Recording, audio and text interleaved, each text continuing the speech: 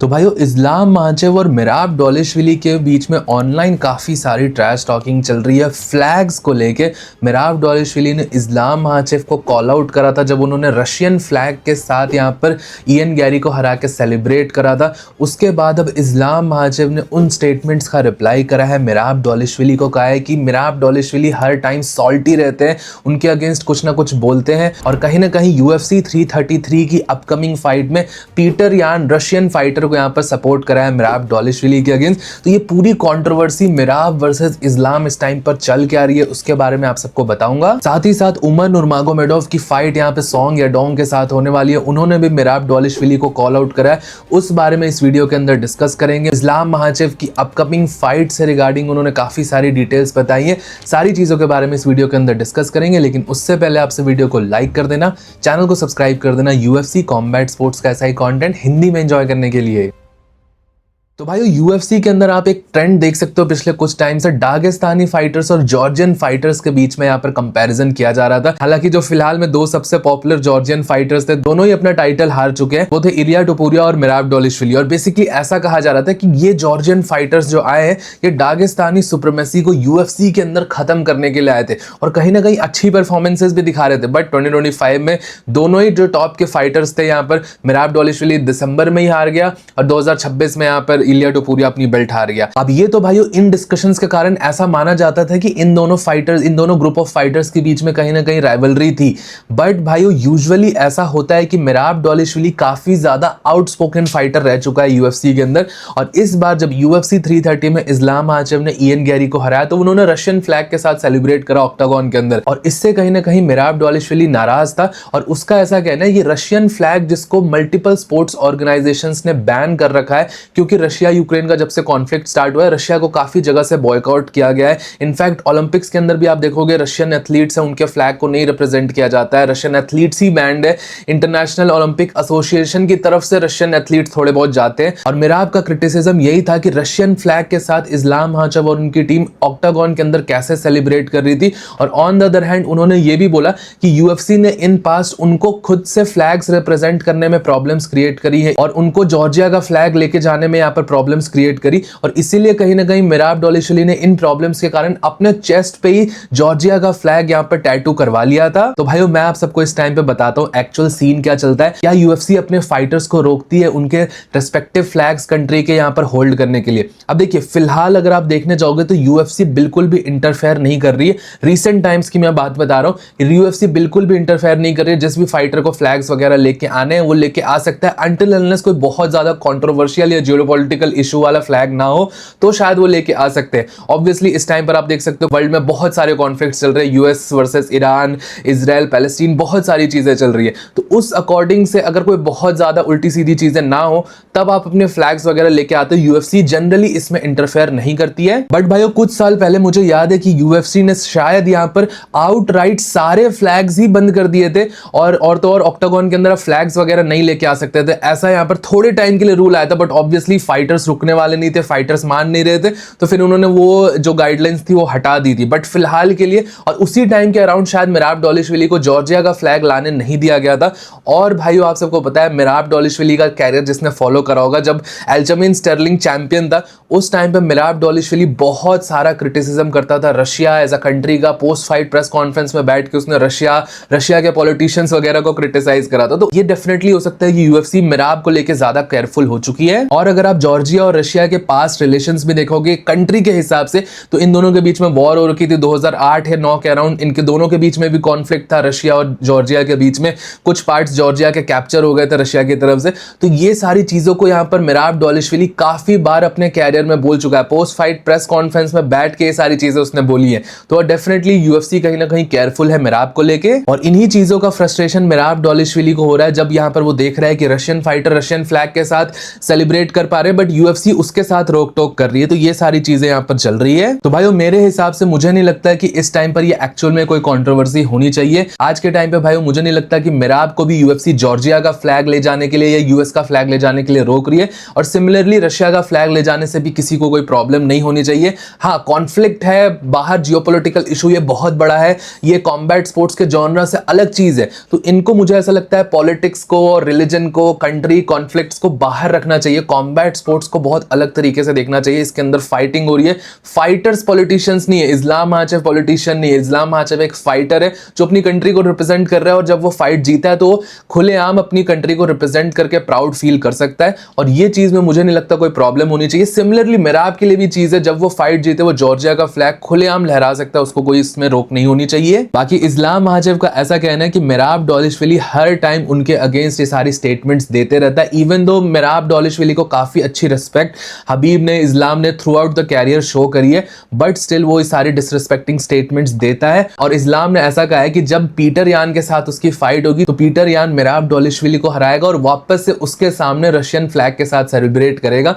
तो ये kind of open, first time मैंने देखा है इस्लाम माचेव ने मिराब के अगेंस्ट ओपन स्टेटमेंट्स दिए उनके अगेंस्ट में। तो भाइयों राइवलरी यहां पर स्टार्ट हो चुकी है। ऐसे भी उमर नुरमागोमेडोव जो कि बैंटम वेट का ही फाइटर है, जब से उसकी फाइट मिराब के अगेंस्ट हुई है, मिराब के कैंप और इस्लाम के कैंप के बीच में टेंशंस हमेशा से हाई रही है, और ये सारी टेंशंस अब काफी ज्यादा सामने निकल के आ रही है। जब यूएफसी 333 का फाइट वीक होगा तब मिराब डॉलिशविली और भी ज्यादा चीजें बोलेगा, और ज्यादा मजा आएगा जब कंट्रोवर्सी यहां पर और क्रिएट होगी। तो बाकी भाइयों इस्लाम माचेव ने अपने अपकमिंग फाइट से रिगार्डिंग काफी सारी स्टेटमेंट्स दिए, और उनका ऐसा कहना है कि वो 3 और फाइट्स करने वाले हैं, एक 2027 में, एक 2028 में, और इस अपनी जो विन स्ट्रीक है, जो 17 विन स्ट्रीक है, उसको 20 तक ले जाना चाहते हैं।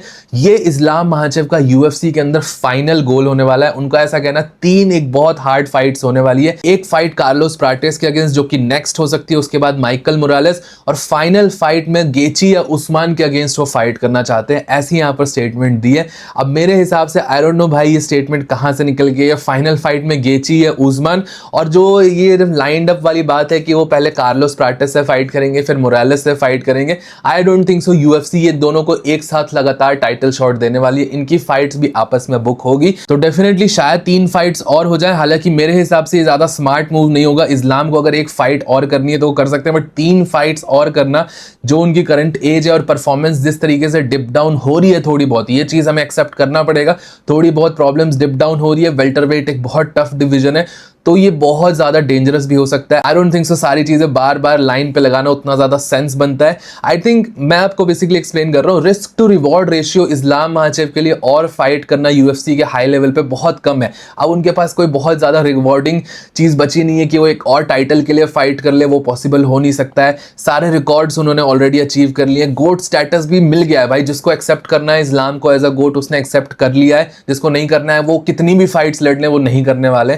तो मुझे लगता है रिस्क टू रिवॉर्ड रेशियो इस्लाम माचेव का और फाइट करने में कोई पॉइंट नहीं बनाता है। बाकी भाई मैं तो बहुत ज्यादा खुश हूँ अगर इस्लाम सच में कह रहे हैं कि वो 3 फाइट्स और करने वाले, तो भाई मैं तो बहुत खुश हूँ भाई। मैं इस्लाम जैसा फाइटर अगर खुद से चाह रहा है कि वो इतनी फाइट्स और करेगा, वेल एंड गुड, हम वेट करेंगे और बहुत ज्यादा एंजॉय भी करेंगे उनके आगे आने वाली फाइट्स को। बाकी भाइयों अगर 3 फाइट्स कर रहे हैं इस्लाम माचेव, एक कार्लोस प्राटेस, एक माइकल मोरालेस, और जब 3rd फाइट होने का टाइम आएगा तब शायद यूएफसी के अंदर शाफकात राखमोनोव का भी कमबैक हो जाए।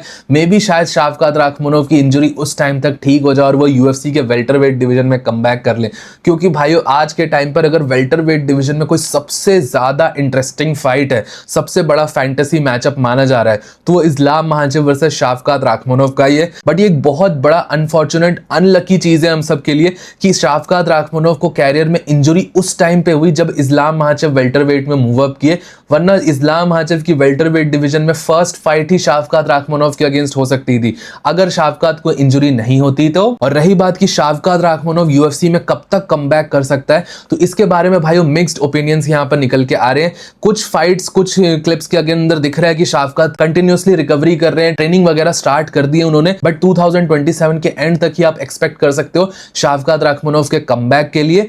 लेकिन यहां पर प्रॉब्लम यह है कि शाफकात की इंजरी और ज्यादा ना बढ़ जाए। शॉन ब्रेडी ने रिसेंटली यहां पर बताया कि शाफकात ने 2 सर्जरीज अपने नी पे ऑलरेडी करवा लिए। वो सर्जरी करवा के आते हैं, फाइट के लिए ट्रेनिंग करना स्टार्ट करते हैं। फाइट कैंप में उनकी इंजरी वापस से स्टार्ट हो जाती है, नी वापस से ब्लो आउट कर जाता है और ये कांस्टेंट प्रॉब्लम्स होती है भाइयों। नी एक बहुत कॉम्प्लेक्स जॉइंट होता है और इसकी रिकवरी अगर सही तरीके से नहीं हुई तो ये बार बार लाइफ लॉन्ग आपको प्रॉब्लम्स देता रहेगा। तो आई जस्ट विश भाइयों शावकात की जो इस बार सर्जरी हुई है उनका नी होल्ड अप कर जाए और प्रॉपर तरीके से उनकी ट्रेनिंग हो और वो वापस आए यूएफसी के अंदर एक बढ़िया फाइट करके दिखाए। बाकी भाइयों बढ़िया फाइट्स की अगर हम बात करें तो यूएफसी 333 अनाउंस हुआ है जिसमें पीटर यान वर्सेस मिराब डॉलिशविली की फाइट है जैसा मैंने आपको बताया। साथ ही साथ भाइयों इस इवेंट के अंदर अलेक्जेंडर वोल्कानोव्स्की वर्सेस मोवसार एवलोएव की फाइट होने वाली है। फाइनली आप सब इतने टाइम से वेट कर रहे थे कि मोवसार एवलोएव को कब टाइटल शॉट मिलेगा और मोवसार को फाइनली टाइटल शॉट मिला है यूएफसी के फेदरवेट किंग अलेक्जेंडर वोल्कानोव्स्की के अगेंस्ट।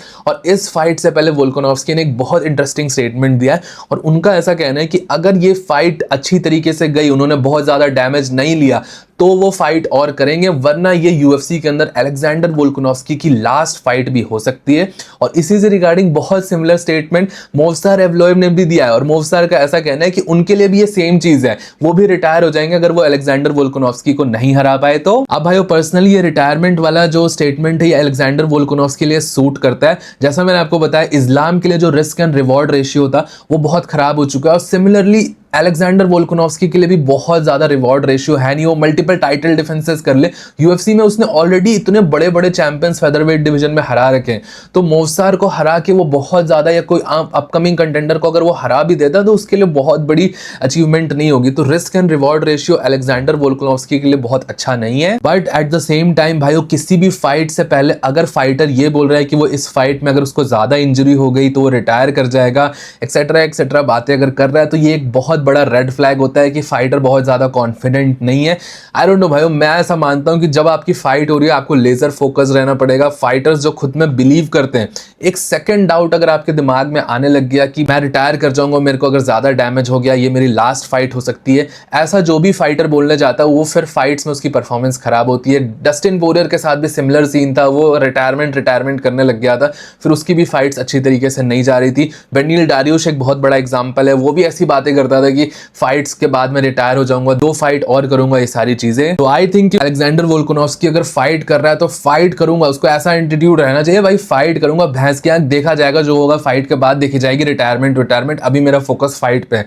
लेकिन अगर फाइटर ऐसा कह रहा है, स्टेटमेंट दे रहा है, तो मुझे ऐसा लग रहा है वो हाफ हार्टेडली फाइट कर रहा है। और कॉम्बैट स्पोर्ट्स भाई ऐसा गेम है कि इसके अंदर बहुत ज्यादा डेंजर इन्वॉल्व होता है। अगर आपके पास सेकंड थॉट्स आ रहे हैं तो आपको स्टेप इन ही नहीं करना चाहिए। अगर आप में से भी कोई कॉम्बैट स्पोर्ट्स के अंदर एंटर करना चाह रहा है, कोई बॉक्सर बनना चाह रहा है, एमएमए फाइटर बनना चाह रहा है, अगर आपके दिमाग में सेकंड थॉट्स आ रहे हैं कि भाई इससे अच्छा तो मैं ये कर लेता, मैं कुछ डेस्क जॉब कर लूं या कुछ और कर लूं, अगर ये सारे थॉट्स आते हैं तो भाई इसमें स्टेप इन ही मत किया करो। बाकी भाइयों आप सबका इस बारे में क्या सोचना है आप सब मुझे नीचे कमेंट सेक्शन में जरूर बताना। टिल देन वीडियो पसंद आया हो तो प्लीज वीडियो को लाइक, चैनल को सब्सक्राइब कर देना। मिलता हूं सबको नेक्स्ट वीडियो में अगले अपडेट के साथ। Bye bye.